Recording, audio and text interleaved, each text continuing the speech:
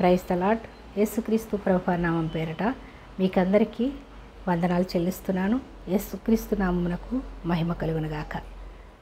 మనము ఈ దినం వాక్యాన్ని ప్రారంభించుకునే ముందు ప్రార్థన చేసుకుందాం. ప్రార్థనలో మీరందరూ కూడా మీ అందరి ప్రతి ఒక్కరి అవసరత దేవుని కృపా సమృద్ధుల నుంచి తీర్చగల శక్తిమంతుడు సమర్థుడు అని నమ్మి మీ అందరి అవసరతలు దేవుని సన్నిధిలో మీరు అడిగినప్పుడు తప్పకుండా మీరు పొందుకుంటారనేటటువంటి విశ్వాసంతో ప్రార్థనలో మీరందరూ కూడా ఏకీభవించండి. మహాగణుడివి, మహోన్నతుడివి, సర్వాంతర్యామివి, సర్వసృష్టికర్తమైన మా ప్రభువా, మా దేవ, మా రక్షక, మీకే స్తుతులు, స్తోత్రములు, వందనములు చెల్లిస్తున్నామయ్యా.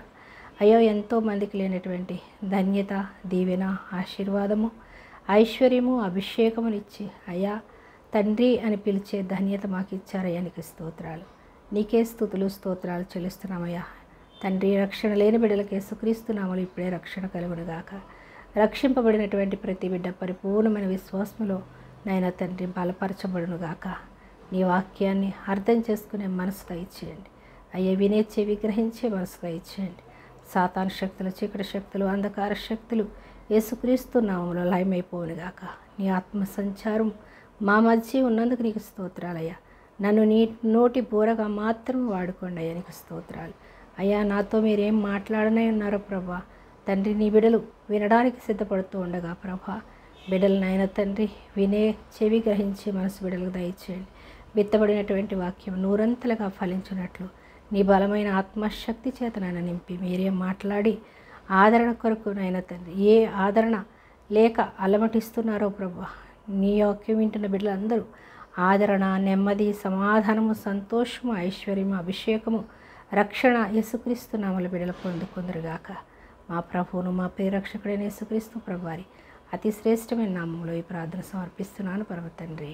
ఆమేన్, ఆమేన్, హల్లెలూయా, స్తోత్రం. ఈ దిన మన వాక్యాంశము, కాబట్టి ఇప్పుడు క్రీస్తు యేసునందున్న వారికి ఏ శిక్షా విధియు లేదు. కాబట్టి క్రీస్తు యేసునందున్న వారికి ఏ శిక్షా విధియు లేదు అనగా యేసుక్రీస్తుని అంగీకరించడం ద్వారా, యేసుక్రీస్తునందు విశ్వాసం ఉంచడం ద్వారా, మారుమనసు రక్షణ పొందడం ద్వారా మనకు ఇక మీదట ఏ శిక్షా విధియు లేదని పౌలు గారు రోమాపత్రిక 8వ అధ్యాయం 1వ వచనంలో చెప్తున్నారు. మనం చూద్దాం. కాబట్టి ఇప్పుడు క్రీస్తు యేసునందున్న వారికి ఏ శిక్షా విధియు లేదు. క్రీస్తు యేసునందు జీవము ఏముందంట? క్రీస్తు యేసునందు జీవం ఉంది కాబట్టి మనకు ఏ శిక్షా విధి లేదు.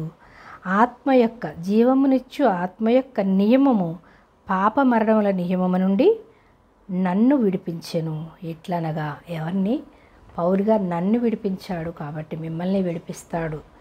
ఎట్లనగా, ధర్మశాస్త్రము లేదని ధర్మశాస్త్రము దేనిని చేయజాలకపోయానో దానిని దేవుడు చేశాను. ధర్మశాస్త్రము దేనిని ధర్మశాస్త్రము దేనిని చేయజాలకపోయాను అనగా పాపమును జయించలేకపోయింది, నిత్య జీవాన్ని ఇవ్వలేకపోయింది ఆ ధర్మశాస్త్రం. కాబట్టి యేసయ్య ఈ లోకానికి రావాల్సి వచ్చింది. యేసయ్య మన పాపాల నుండి, శాపాల నుంచి విడిపించటానికి సిలువలో ప్రాణం పెట్టాడు. కాబట్టి మనకి ఇక మీదట ఆయనందు విశ్వాసం ఉంచడం ద్వారా మనకు ఏ శిక్షా విధియు లేదు. మనం ఏమైనా కష్టపడాలా? కష్టపడని అవసరం లేదు. మనం నిత్య నరకాగ్ని నుంచి తప్పించుకోవాలంటే యేసయ్యందు విశ్వాసం ఉంచితే చాలు అంటున్నాడు. ఎంత తేలిక! మీరు నా కాడి ఎత్తుకుని మీరు నా సిలువను మోయండి అంటాడు. నా సిలువను ఎత్తుకుని నా కాడిని మోసిన ఎడల మీ పాపాలు విడిపింపబడతాయి అంటాడు. అంటే యేసయ్యందు విశ్వాసం ఉంచి ఆయన సిలువ వైపు చూస్తే చాలు మన పాపాల నుంచి విడుదల పొందుకుంటాం అని పౌలు గారు మనకి నేర్పిస్తున్నారు. పౌలు గారు మనకి వివరణ ఇవ్వకపోతే మనకి ఎన్నో మర్మాలు తెలియకపోయేవి. పౌలు గారు ఇవ్వడం ద్వారా పరిశుద్ధాత్మ దేవుడు మనకు సహాయం చేసి మనకు వాక్య మర్మాలన్నీ గ్రహించేటట్లుగా దేవుడు మనకి సహాయం చేసి ఉన్నాడు. కాబట్టి ఈ దినం మనం రక్షణ పొందుకుని దేవుని రాజ్యానికి వారసులం అయ్యాం. ఇంకా నూతనంగా రక్షింపబడి ఇంకా దేవుని శక్తిని, దేవుని మహిమను, దేవుని వాక్యాన్ని గ్రహించలేనటువంటి అంధకారంలో అపవాది ఉంచుతాడు. తొందరగా మన మనోనేత్రాలు తెరవబడవు. ఎందుకంటే అపవాది బంధించేస్తాడు, రక్షింపబడిన వారిని సహా. అందుకే అపవాది తంత్రాలు మనము ఎరుగని వారిమా అని పౌలు గారు అంటున్నారు. అంటే అపవాది తంత్రాలు ఎలా ఉంటాయంటే అక్కడికక్కడే మనల్ని మభ్యపెడుతూ ఉంటాడు, మాయ చేస్తూ ఉంటాడు, మన మనోనేత్రాలు మూసివేస్తూ ఉంటాడు. వాక్యం వింటుంటే మనం గ్రహించుకోలేకుండా మన అంధత్వంలోనికి తీసుకెళ్ళిపోతూ ఉంటాడు. కాబట్టి ఇంకా ఎంతోమంది రక్షింపబడినప్పుడు కూడా వాక్యం క్షుణ్ణంగా అర్థం కాక అయోమయంలో జీవిస్తూ ఉంటారు, లోకానుసారంగా పడిపోయి జీవిస్తూ ఉంటారు. అలాంటి వారిని బలపరచడానికి ఈ యొక్క సువార్థికుల్ని, దైవ సేవకుల్ని దేవుడు ఏర్పరచుకుని బలపరచడం కొరకు, విశ్వాసులు బలపరచడం కొరకు, రక్షణ లేని వారికి రక్షణ ఇవ్వడం కొరకు వాక్యమై ఉన్న దేవుడు నా ద్వారా, అలాగే అనేక మంది దైవ సేవకుల ద్వారా, సువార్థికుల ద్వారా మీకు తెలియపరుస్తున్నాడు. కాబట్టి వాక్యాన్ని నిర్లక్ష్యం చేయకుండా వాక్యాన్ని క్షుణ్ణంగా విని అర్థం చేసుకుని వాక్యానుసారంగా జీవిస్తే మన మీద ఏ శిక్షా విధి ఉండదు. మనము శిక్షకు అర్హులం. మనం ఈ లోకంలో మనం జీవించామంటేనే శిక్షకు అర్హులం.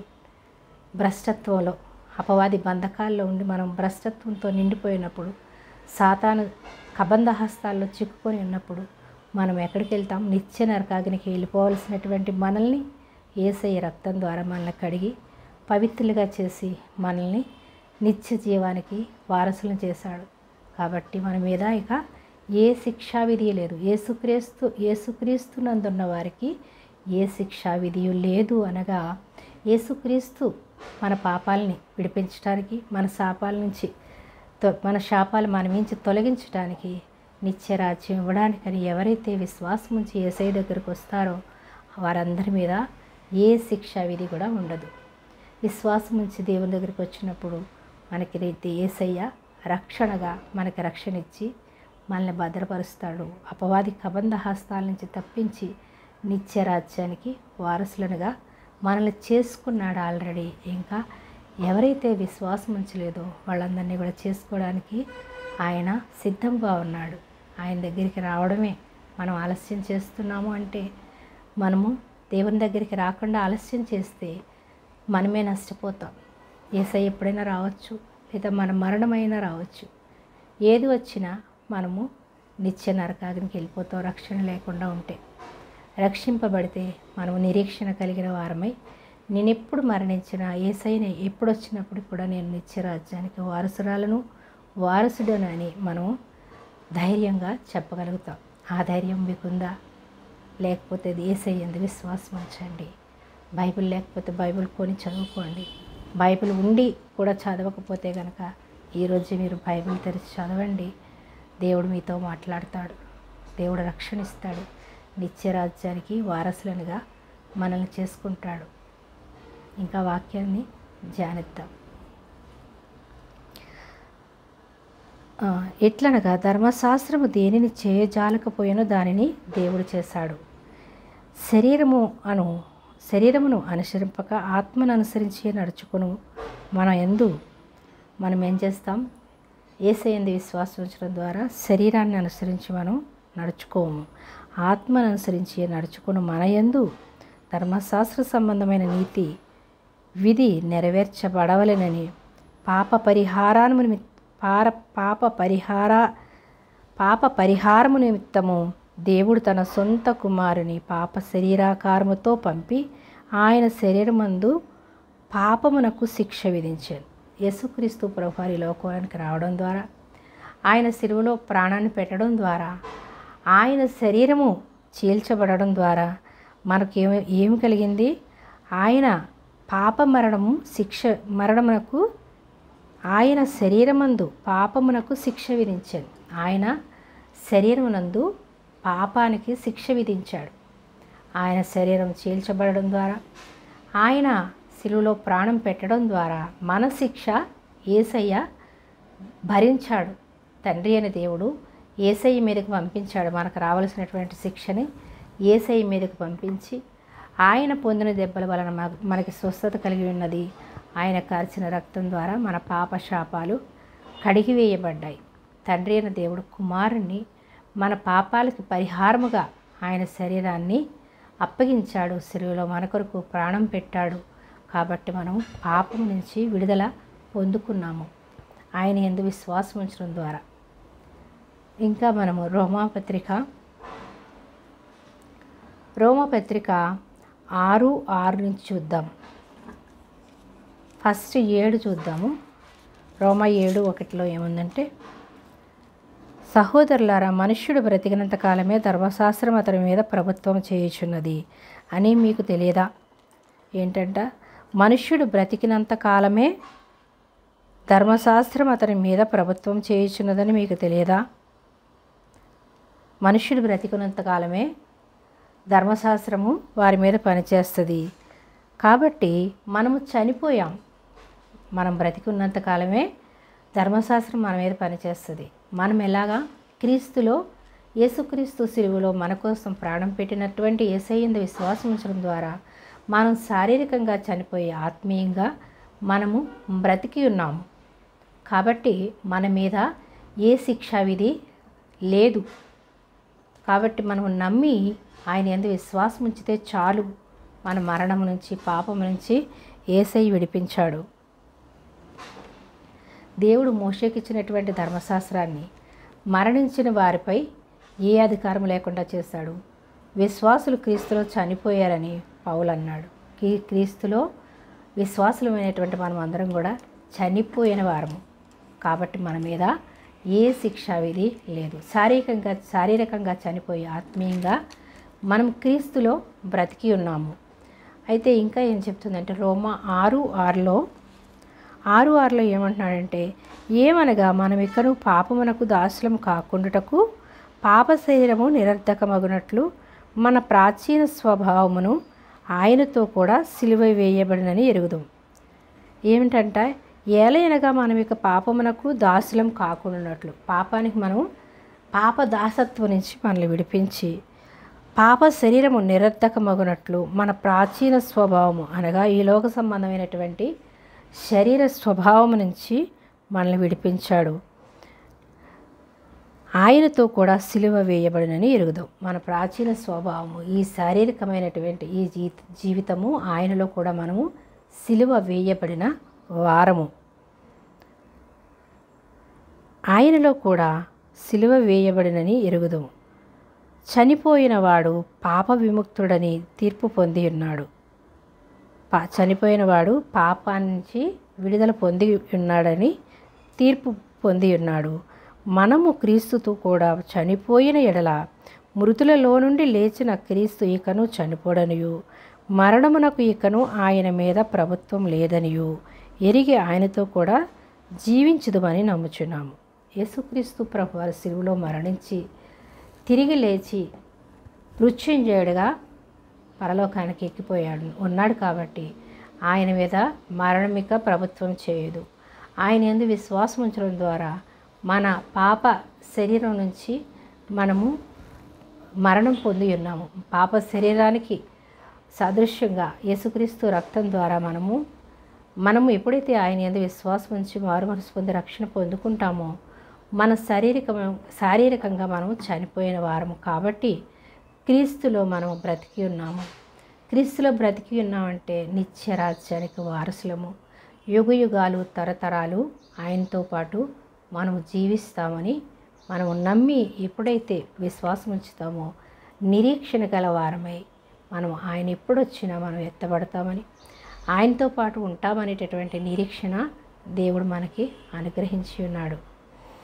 అయితే గలతీ 4:4లో ఏముందంటే, గలతీ 4:4లో అయితే కాలము పరిపూర్ణమైనప్పుడు దేవుడు తన కుమారుని పంపెను. ఆయన స్త్రీయందు పుట్టి మనము దత్తపుత్రులము కావాలని ధర్మశాస్త్రమునకు లోబడి ఉన్న వానిని వినిపించుటకై ధర్మశాస్త్రమునకు లోబడినవాడాయను.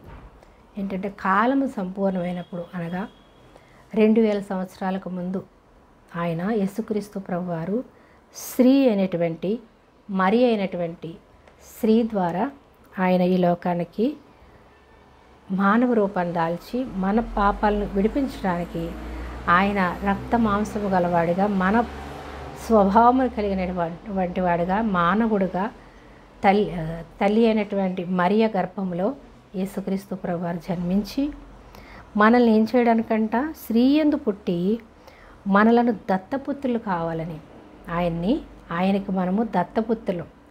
ఆయన రక్తంలో మనల్ని కడిగి కొని ఉన్నాడు, రక్తంలో మనల్ని కొన్నాడు, ఆయన రక్తంతో మనకు కొన్నాడు. కాబట్టి మనము ఇక మీదట లోక సంబంధమైనటువంటి పిల్లలం కాదు, ఆత్మీయ సంబంధమైనటువంటి దేవుని పిల్లలం మనం. అందుకని మనము దత్తపుత్రులం. మనల్ని దత్తత తీసుకున్నాడు యేసయ్య పరలోక రాజ్యానికి వారసులు కావడానికి. ఆయన రక్తంలో కడిగి మనల్ని కొన్నాడు. కాబట్టి మనము దత్తపుత్రులం. మన మీద పాపము ప్రభుత్వము చేయదు, పాపం మనల్ని ఏలదు. ఎందుకంటే ఆయన రక్తంలో మనం కడగబడ్డాము, దేవునికి వారసులమయ్యాము, దత్తపుత్రాత్మను మనం పొందుకుని ఉన్నాము. లోబడి ఉన్న వారిని విమోచించడానికి ధర్మశాస్త్రమునకు లోబడిన వాడయ్యాను. ధర్మశాస్త్రాన్ని మనం జయించలేము కాబట్టి యేసయ్య ఈ లోకానికి వచ్చి ఆయన ధర్మశాస్త్రమైనటువంటి ఇజ్రాయేలీల ప్రజల్లో ధర్మశాస్త్రాన్ని పాటిస్తున్నటువంటి వారి ఆ యొక్క ఇజ్రాయేలు ప్రజల్లో ఆయన అబ్రహాము కుమారుడుగా, దావీదు కుమారుడుగా ఈ లోకానికి వచ్చాడు. వచ్చి ధర్మశాస్త్రానికి లోబడి ధర్మశాస్త్రాన్ని జయించాడు. ధర్మశాస్త్రం నుంచి మనల్ని విడిపించాడు. ఆయన రక్తంలో కడిగి మనల్ని పరిశుద్ధులుగా చేసుకున్నాడు. ధర్మశాస్త్రం కింద మనం లేము. ఇంకా ధర్మశాస్త్ర సంబంధమైనటువంటి ఆ యొక్క ఆజ్ఞలను మనం పాటించలేము. కాబట్టి యేసయ్యందు విశ్వాసం ఉంచితే చాలని ఆయన రక్తంలో వాళ్ళని కడిగి పరిశుద్ధులుగా చేసి ఉన్నాడు. కాబట్టి మనం ఇక ధర్మశాస్త్రం కింద లేము, క్రీస్తులో మనము శారీరకంగా మరణించిన వారము, ఆత్మీయంగా జీవించుచున్న వారము అంటున్నాడు. అయితే ఇంకా రోమా 7:18 ఏముందంటే, రోమా 7:18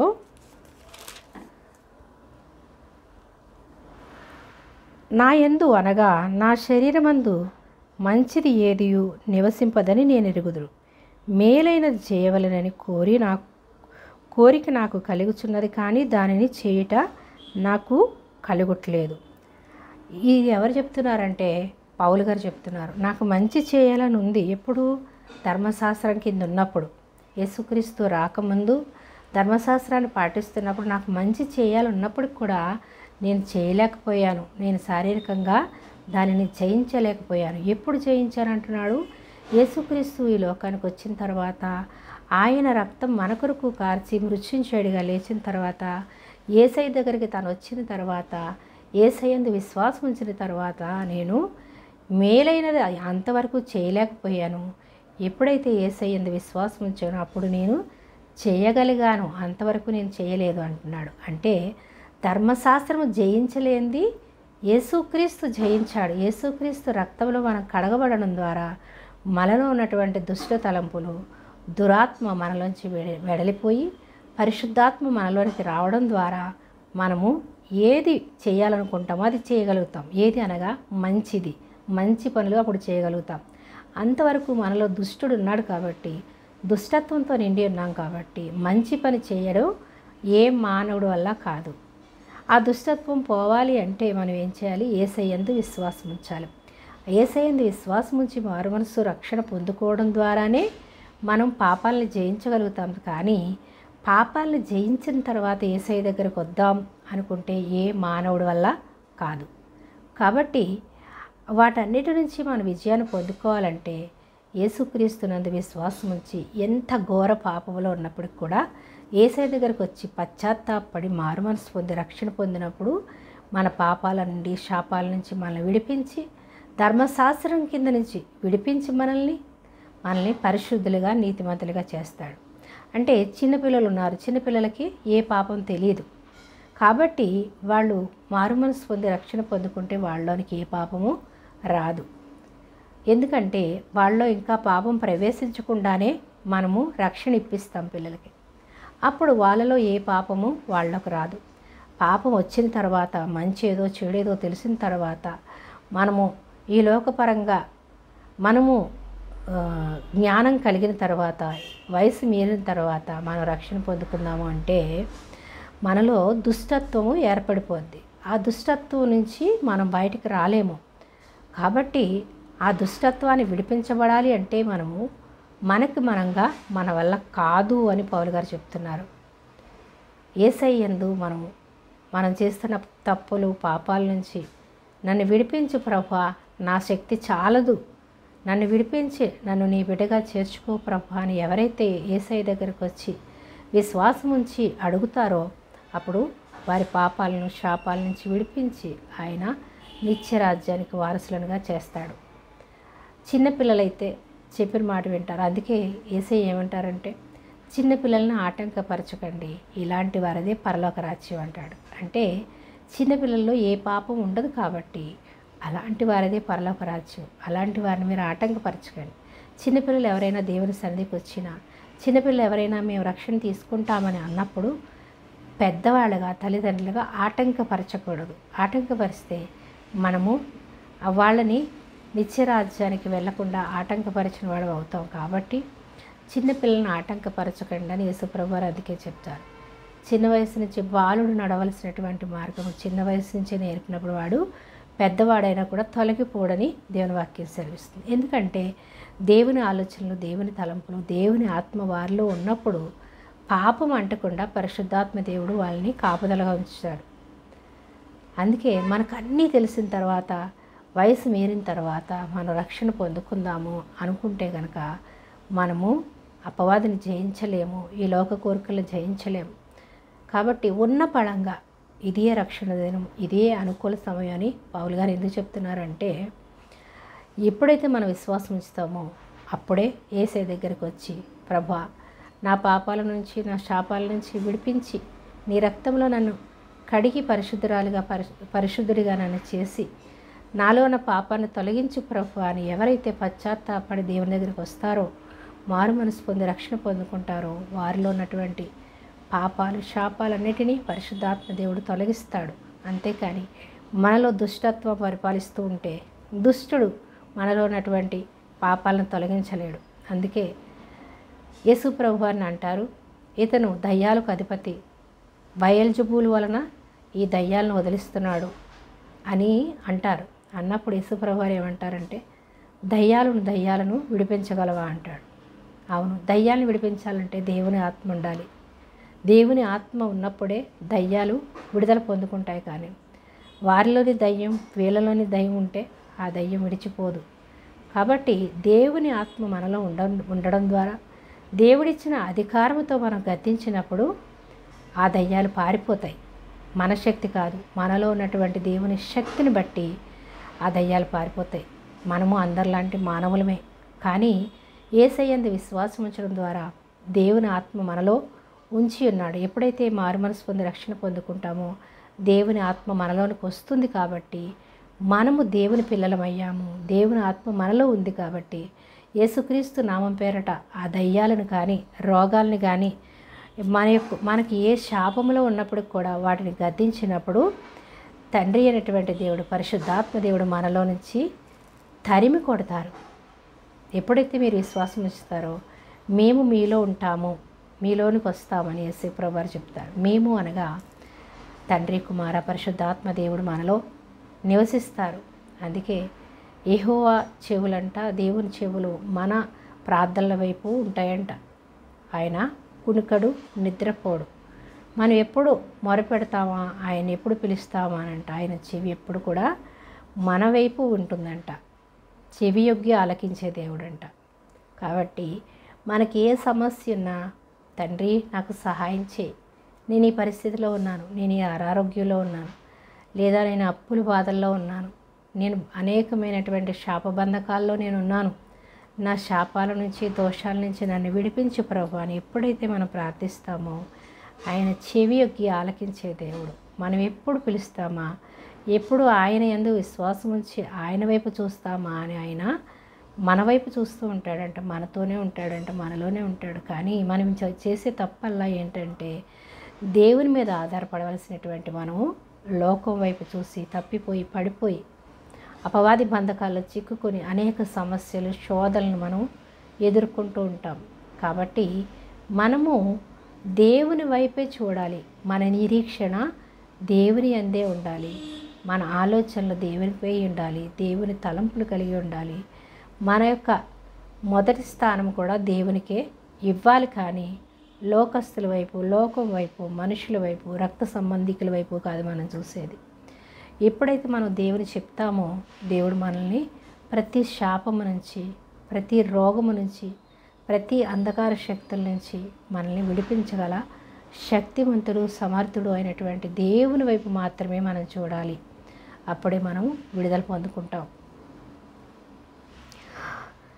మేలైనది చేయవలెనని కోరిక నాకు కలుగుచున్నది, కానీ దానిని చేయట నాకు కలుగట్లేదు. నేను చేయగోరు మేలు చేయక చేయగోరని కీడు చేయుచున్నాను అంటున్నాడు. నేను మేలు చేయాలనుకుంటున్నాను, కానీ నా వల్ల కావట్లేదు, కీడే చేస్తున్నాను అంటాడు.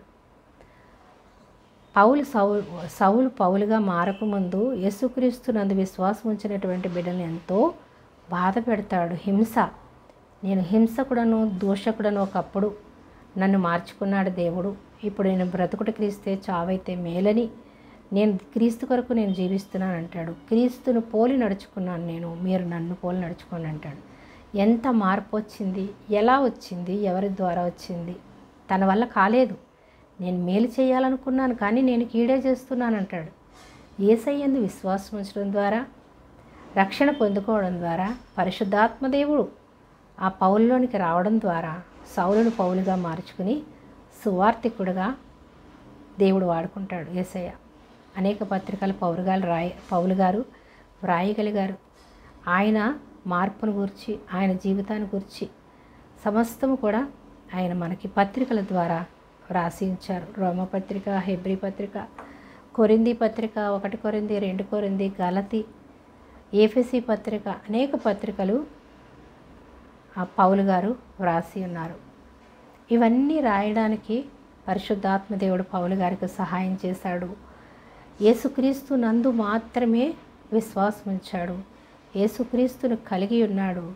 యేసుక్రీస్తు మీదే తన తలంపులు, ఆలోచనలు కలిగి ఉన్నాడు. కాబట్టి పరిశుద్ధాత్మ దేవుడు సహాయం చేసి పరలోక మర్మాలన్నీ పౌలు గారికి బయలుపరిచి పరలోకం తీసుకెళ్ళి చూపించి ఈ యొక్క పత్రికలన్నీ రాసేటటువంటి ధన్యత పౌలు గారికి యేసయ్య అనుగ్రహించాడు. కాబట్టి మనము చేయగలిగింది చేయలేకపోతున్నాము అంటే దేవుని శక్తి మనలో లేదు, దేవుని ఆత్మ మనలో లేదు అని గ్రహించుకోవాలి. రక్షింపబడిన ప్రతి ఒక్కరిలోనికి దేవుని ఆత్మ వస్తుంది. కానీ దేవుని ఆత్మ మనలో ఉన్నాడని మనం గుర్తించకుండా లోకంలో కలిసిపోయి లోకస్తుల్లాగే మనము జీవిస్తే మనలో పరిశుద్ధాత్ముడు ఉన్నప్పుడు కూడా మనలో పని చేయడు. మన బీరువాలో డబ్బు ఉండొచ్చు, కానీ మన దగ్గర కీ లేకపోతే ఆ డబ్బును మనం తీసుకోలేము. ఆ కీ ఉండి కూడా తీసుకోవడం రాకపోతే మనము ఆ డబ్బును మనం తీసుకోలేము, ఉన్నా మనకి లేనట్టే. అలాగే యేసయ్య మనకి ఏమిచ్చాడు? యేసుక్రీస్తు నామం అనేటటువంటి కీ మనకిచ్చాడు.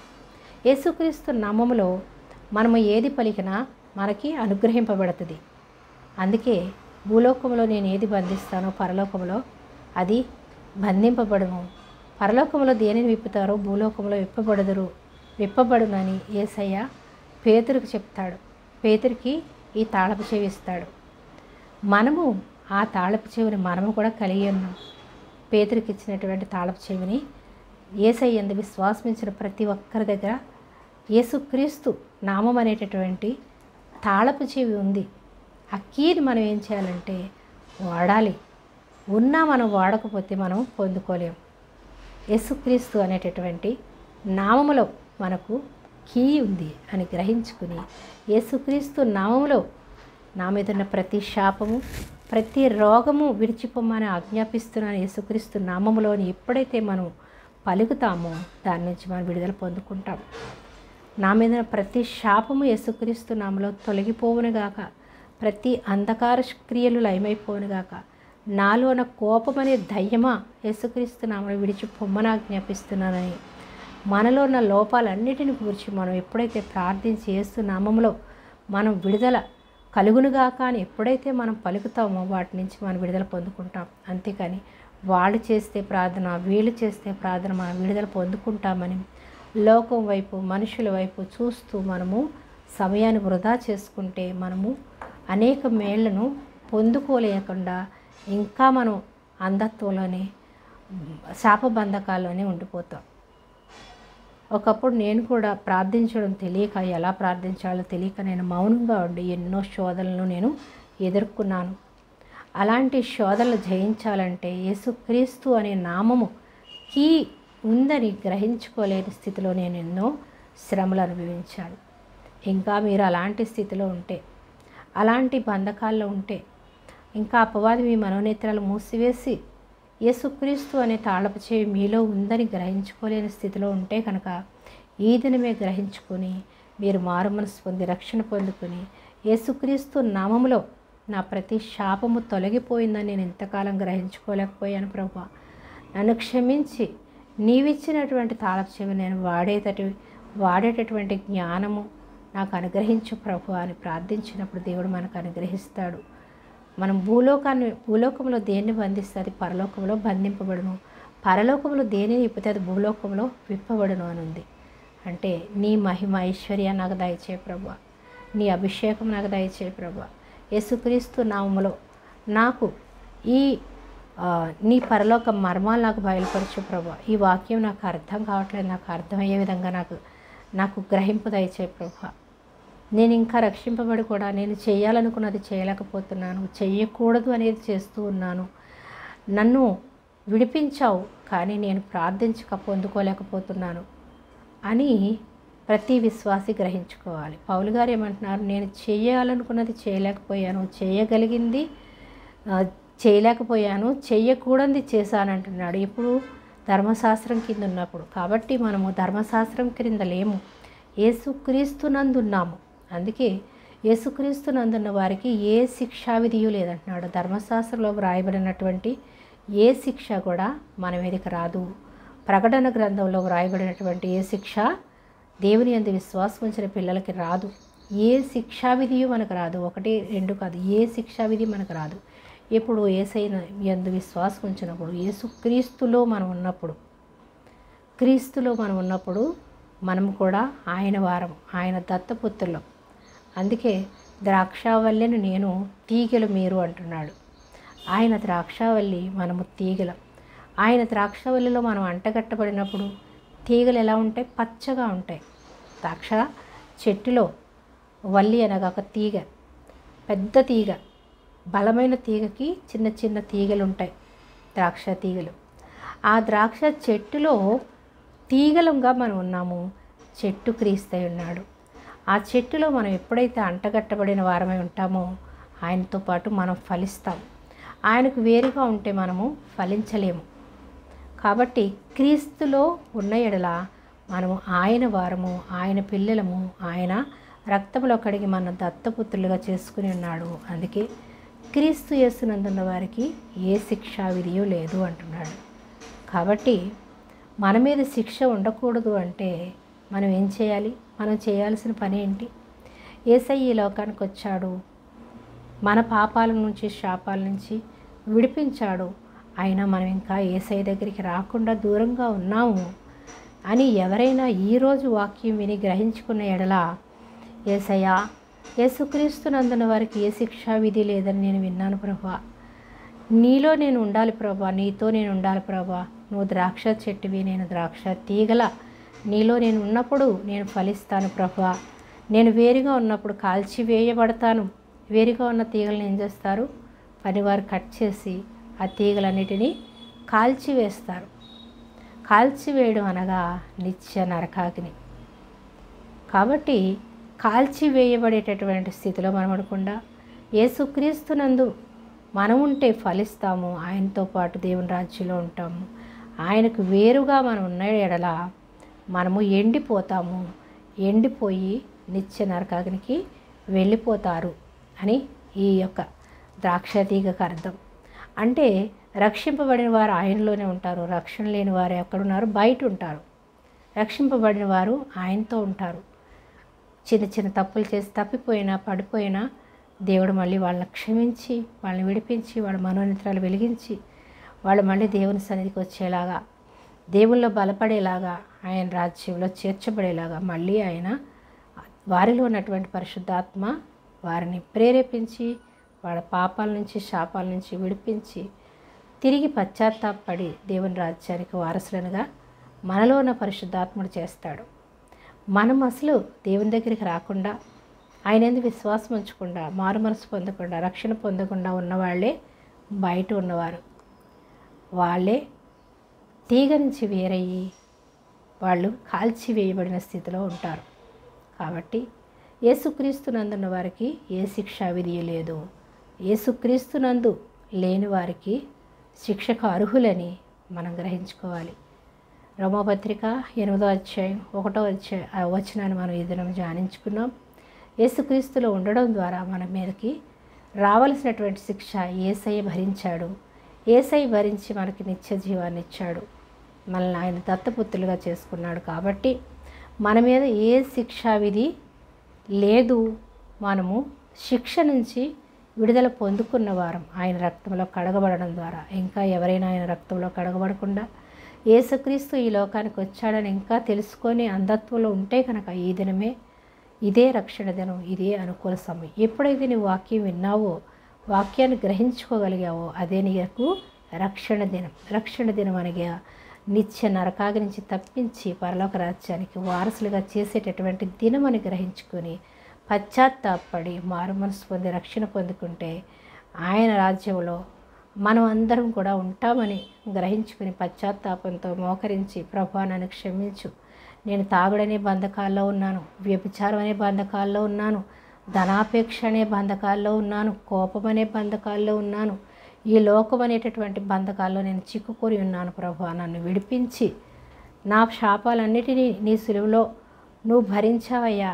నేను గ్రహించుకోలేకపోయాను ఇన్నాళ్ళును. నువ్వు వెలుగుగా వచ్చావయ్యా ఈ లోకానికి, నేను ఇంకా చీకట్లోనే ఉండిపోయాను. వెలుగుగా వచ్చిన నీ దగ్గరకు వచ్చి నా జీవితాన్ని నేను సరిచేసుకోలేకపోయాను. ఇప్పుడు సరిచేసుకునే అవకాశాన్ని ఇచ్చావు ప్రభువా. వెలుగుగా వచ్చిన యేసయ్యా, నాలోనికి నీ వెలుగుతో నింపయ్యా, నీ వెలుగును నాలో నింపయ్యా, నీ ఆత్మ నాలో ఉంచయ్యా. నన్ను వెలిగించి నాలో ఉన్న చీకటిని తొలగించి నేను ఇచ్చే రాజ్యానికి వారసురాలుగా చేసుకో ప్రభువా అని ఎవరైతే పశ్చాత్తాపడి దేవుని యొద్ద మొరపెడతారో అందరూ కూడా విడుదల పొందుకుని దేవుని రాజ్యానికి వారసులు అవుతారు. కాబట్టి యేసుక్రీస్తు నందున్న వారికి ఏ శిక్షా విధి లేదు అని మనం దృఢమైనటువంటి విశ్వాసంతో చెప్పగలిగే వారిగా మనం ఉండాలి. ఆయన ఎప్పుడొచ్చినా మనం ఎత్తబడి ఆయనతో పాటు ఉంటామనేటటువంటి నిరీక్షణ గలవారిమే ఉండాలి. నిరీక్షణ లేకుండా అందరూ జీవిస్తున్నారు, మనము జీవిస్తున్నాం, అందరూ ఎక్కడికి పోతే మనము ఎక్కడికి పోతున్నాము అంటే అంధత్వంలో ఉన్నాం, నిరీక్షణ లేని వారిగా ఉన్నాం. కాబట్టి ఎక్కడికి వెళ్తున్నామో గ్రహించుకోలేనటువంటి స్థితిలో ఉంటే గనక నిత్య నరకాగ్నికి అపవాది తీసుకెళ్ళిపోతాడు.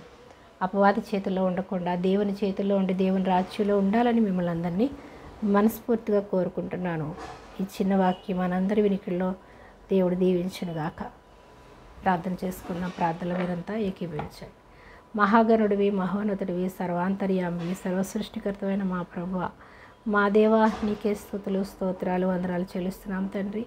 అయ్యా, నీ విశ్రాంతి దినాన్ని పరిశుద్ధంగా ఆచరించమన్నావయ్యా. నీ సన్నిధిలో కొంత సమయం గడిపే భాగ్యాన్ని మాకు ఇచ్చినందుకు నీకు స్తోత్రాలయ్యా. అయ్యా, విన్న వాక్యం బట్టి ప్రభువ, నూరంతలుగా బిడ్డలు ఫలించుదురుగాక.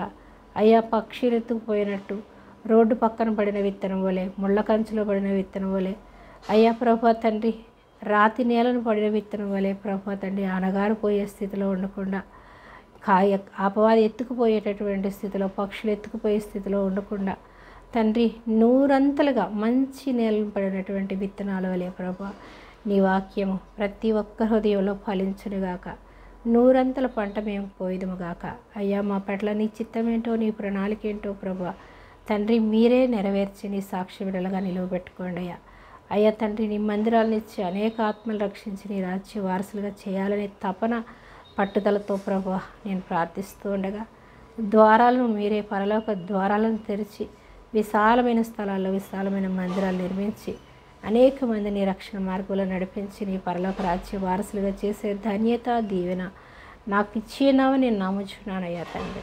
అయ్యా తండ్రి, ఎవరైతే ప్రభా నాయన తండ్రి ఇంకనూ లోకంలో జీవిస్తూ తండ్రి లోకానుసారంగా తప్పిపోయి పడిపోయి ఉన్నారో ప్రభా, ఈ సమయంలో నీ వాక్యాన్ని విని ఎవరైతే ప్రార్థిస్తున్నారో ప్రభా పశ్చాత్తాపంతో, యేసుక్రీస్తునందున వారికి ఏ శిక్షా విధియు లేదు అని వాక్యం విని నేను శిక్ష నుంచి తప్పించడానికి యేసయ్య ఈ లోకానికి వచ్చాడు అని ఎవరైతే గ్రహించుకుని నీ పాదసరికి వచ్చి మొరపెడుతున్నారో ప్రభా తండ్రి వారి మీద ఏ శిక్షా విధి లేకుండా తండ్రి వారిని తప్పించి నీ నిత్య రాజ్యానికి వారసులుగా చేసుకున్నారయ్యానికి స్తోత్రాలు. అయ్యా తండ్రి, విని నువ్వు నాయన తండ్రి మంచి నేలను పడిన వలె నూరంతలుగా ప్రతి బిడ్డ ఫలించునుగాక. ఈ సమయంలో అనారోగ్యంగా ఉన్న బిడ్డలకు యేసుక్రీస్తు నామములో స్వస్థత కలుగునుగాక. పాప బంధకాల్లో శాప బంధకాల్లో ఉన్న ప్రతి ఒక్కరికి యేసుక్రీస్తు నామములో విడుదల కలుగునుగాక. అప్పుల బంధకాల్లో ఉన్న వారికి యేసుక్రీస్తు నామములో విడుదల కలుగునుగాక. అయ్యా గృహం లేని బిడ్డలకు యేసుక్రీస్తు నామములో గృహాలు దయచేయండి. గర్భఫలము లేని బిడ్డలకు యేసుక్రీస్తు నామములో గర్భాన్ని తెరవచేయండి. అన్నవస్త్రాలు లేకుండా ఏ ఒక్కరు ఉండకుండా అందరికీ అన్నవస్త్రాలు ఇచ్చి ఆశీర్వదించండి. పేదవారనే వారు లేకుండా తండ్రి అందరికీ సమృద్ధిని నాయన దీవెనలతో నాయన నింపండి ప్రభా. తండ్రి నాయన ఈ పాపలోకంలో నశించిపోతూ తప్పిపోయి ప్రభా ఏ బంధకాల్లో చిక్కుకొని ఉన్నారో తండ్రి, ప్రతి ఒక్కరి బంధకాలు యేసుక్రీస్తు నామములో ఇప్పుడే తెగిపోవునుగాక. పాప శాప దోష బంధకాలన్నిటి నుంచి యేసుక్రీస్తు నామములో విడుదల పొందుకొని నేను ఇచ్చే రాజ్యానికి వారసులవుదురుగాక. అయినా తండ్రి, ఈ లోకంలో ఉన్న ప్రతి సార్వత్రిక సంఘము ఎత్తబడే సంఘముగా మీరు దీవించినందుకు నీకు వందనాలు ప్రభా. ఏ ఒక్కరు విడువబడకుండా అందరూ నీ రాజ్యంలో ఉండాలనేదే నీ ప్రణాళిక, నీ చిత్తం ప్రభా. నీ చిత్తము నీ ప్రణాళిక తండ్రి ప్రతి బిడ్డ జీవితంలో మా అందరి జీవితాల్లో యేసుక్రీస్తు నామములో ఇప్పుడే నెరవేర్చబడునుగాక. అయ్యా తండ్రి, యేసుక్రీస్తు నామం అనేటటువంటి తాళపు చెవును మేము కలిగి ఉండి కూడా యేసుక్రీస్తు నామములో ప్రభా మేము ఏది బంధిస్తామో భూలోకంలో అది పరలోకంలో బంధింపబడును, పరలోకంలో దేనిని విప్పుతామో భూలోకంలో విప్పబడినని నీ వాక్యం సెలవిస్తుంది ప్రభా. యేసుక్రీస్తు నామం అనేటటువంటి తాళపు చెవిని ఇప్పటి వరకు ఎవరైతే వాడకుండా అంధత్వంలో తండ్రి నేను ఉన్నారో ప్రభా, ప్రతి ఒక్కరి అంధకార క్రియలు యేసుక్రీస్తు నామములో లయమైపోనుగాక. ఇది మొదలుకొని యేసుక్రీస్తు అనే తాళపు చెవిని వాడి పరలోక దీవెనలు, ఆశీర్వాదాలు, ఐశ్వర్యాన్ని పొందుకుని అయ్యా తండ్రి ఈ లోక బంధకాలు శాప బంధకాలు అన్నిటి నుంచి విడుదల పొందుకొని నీ నిత్య రాజ్యానికి వారసులవుదురుగాక. నీ దీవెన కాపుదల ఆశీర్వాదము నాపైన, నా బిడ్డలపైన, పిల్లలపైన తండ్రి, మా పిల్లలపైన, సార్వత్రిక ప్రతి సంఘం పైన, ఈ ప్రార్థనలో ఏకీపిస్తున్న ప్రతి బిడ్డపైన నీ ఆత్మను కుమ్మరించి నీ దీవెనలతో నింపండి అయ్యా. నీ వాక్యం నూరంతలుగా ఫలించి ఈ లోకానికి వెలుగుగా, ఉప్పుగా మా జీవితాల నుంచి ఆశీర్వదించి వాడుకోమని, సమస్త మహిమ ఘనత ప్రభావాలు మీరు మాత్రమే పొందుకోమని మా ప్రభువును మా ప్రియరక్షకుడైన యేసుక్రీస్తు ప్రభారి అతి శ్రేష్టమైన నామములో ఈ ప్రార్థన విన్నపాలన్నీ సమర్పిస్తున్నాం పరమ తండ్రి. ఆమేన్, ఆమేన్, హల్లెలూయా. పొంది ఉన్నామని మనం అందరం నమ్మి ఉన్నాము. మనం ఏదైతే దేవుని యందు ప్రార్థించామో ప్రతిదీ కూడా పొంది ఉన్నాం అనేటటువంటి పరిపూర్ణమైన విశ్వాసంతో ప్రార్థించి పొందుకుని ఉన్నారు. కాబట్టి ఈ వాక్యం నూరంతలుగా ఫలించాలని మీరందరూ కూడా ప్రార్థనలో ఏకీవించండి, ప్రార్థన చేయండి. ఈ యొక్క వాక్యాన్ని మనం ముగించుకునే ముందు దీవెనలు, యేసుక్రీస్తు దీవెనలు, తండ్రి దీవెనలు మనం పొందుకుందాం. తండ్రి అయినటువంటి దేవుని ప్రేమ, కుమారుడైనటువంటి యేసుక్రీస్తు ప్రభారి కృప, పరిశుద్ధాత్మ దేవుని అన్యోన్య సహవాసం ఇప్పుడు ఎల్లప్పుడూ సదా సకల సార్వత్రిక సంఘం పైన, ప్రతి కుటుంబం పైన, మన బిడ్డల పైన నిత్యము తోడై ఉండునుగాక. ఆమేన్. మరొక వాక్యాంశంతో మళ్ళీ కలిసేంత వరకు దేవుని కృప మనందరికీ తోడై ఉండునుగాక. ఈ వాక్యాన్ని విని విడిచిపెట్టేవారుగా ఉండకుండా మీ సహోదరులకు, స్నేహితులకు, మీ బంధుమిత్రులకు ఈ యొక్క వాక్యాన్ని, ఈ వీడియోను షేర్ చేసి అనేక మందిని దేవుని మార్గంలో నడిపించి దేవుని రాజ్యానికి వారసులనుగా చేద్దాం. దేవుని పనిని మనము నమ్మకంగా చేద్దాం. అనేక మందిని దేవుని రాజ్యానికి చేరుతాం. Praise the lord.